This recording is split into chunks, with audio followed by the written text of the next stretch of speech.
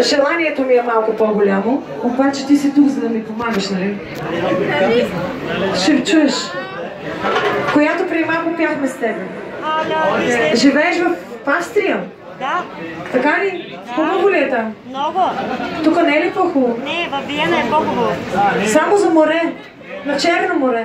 Мадама, там нямате море. Искам да ти кажа, че ние тук всичко си имаме.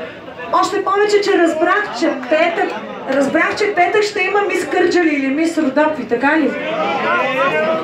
С удоволствие ще дойдем да дефилирам. Ико, да се явиш на конкурса задължително.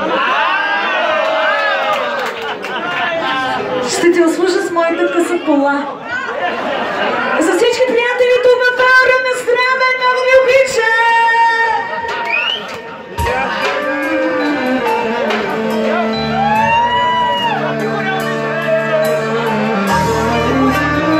Искам да чуем ли влюбени?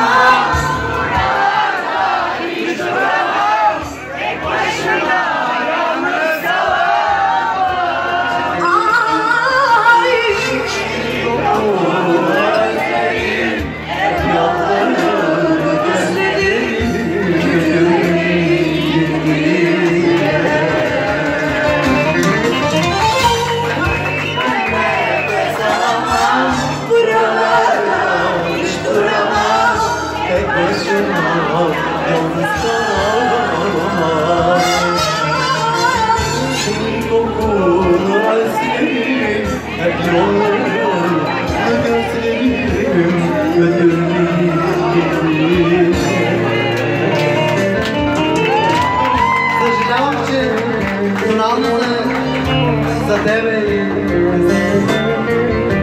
важно е желанието, не тоналността.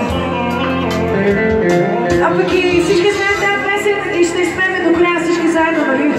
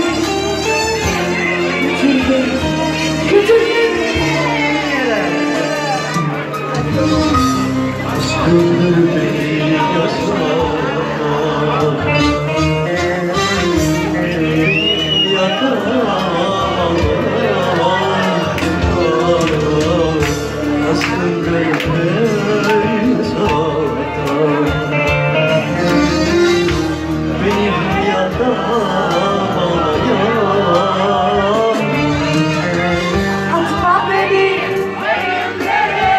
atma beni, götür beni gidine. Atma beni, gönüllere, atma beni, sınırlara, götür beni gidine. Sensiz ben nefes alamam, buralarda hiç duramam, tek başıma yalnız kalamam. Ay, gözlerim, hep yollarım,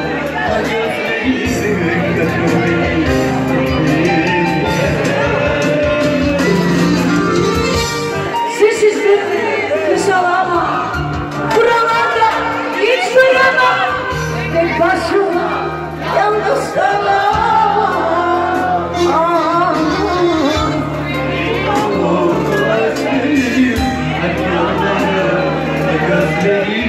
Götür beni İstanbul yerlerine. Sensiz nefes alamam, buralarda hiç duramam, tek başıma yalnız kalamam.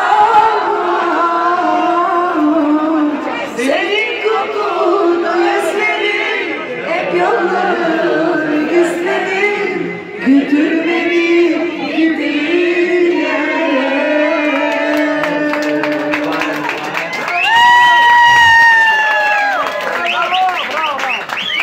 Винаги импровизирам, много искам винаги да ви е кеп и винаги да ви уважа. Затова искам да благодаря, че и вие ме уважихте тази вечер. Благодаря на моя приятел, който ми помогна. Текста как се справихме? Супер! Никой не го слуша. Важно е, че